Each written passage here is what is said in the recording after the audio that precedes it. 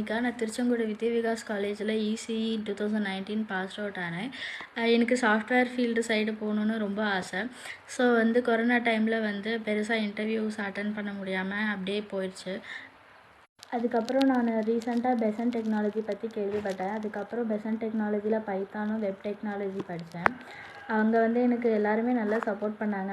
Coordinator Vignesh அண்ணா எல்லாருமே support பண்ணாங்க.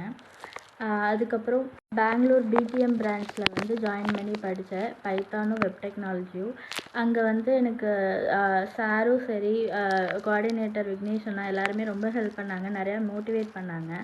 நான் ஜாப் போக முடியுமாங்கிற சாஃப்ட்வேர் ஜாப் போக முடியுமாங்கிற மென்டாலிட்டியில் நான் அந்த கோச்சிங் அட்டன் பண்ணேன்.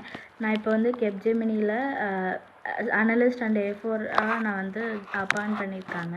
எனக்கு ட்ரைனிங்கில் 3 lakh பேக்கேஜ், ட்ரைனிங் 6 மாதம், ட்ரைனிங் முடிச்சுட்டு எனக்கு 4 lakh பேக்கேஜ் சொல்லியிருக்காங்க. எனக்கு கெப்ஜெமினியெல்லாம் ரொம்ப ட்ரீம் கம்பெனி, அதெல்லாம் கிடைக்கும்னு நான் எதிர்பார்க்கவே இல்லை. பட் வேலை கிடைச்சா போதும்னு போனேன், கெப்ஜெமினி கிடச்சிருக்கு. எனக்கு நிறையா பெசண்ட்லேருந்து இன்டர்வியூஸும் ரெடி பண்ணி கொடுத்தாங்க. இன்டர்வியூ அசஸ்மெண்ட்டும் நிறையா பண்ணி கொடுத்தாங்க. ஸோ அதுக்கும் ரொம்ப தேங்க்ஸ்.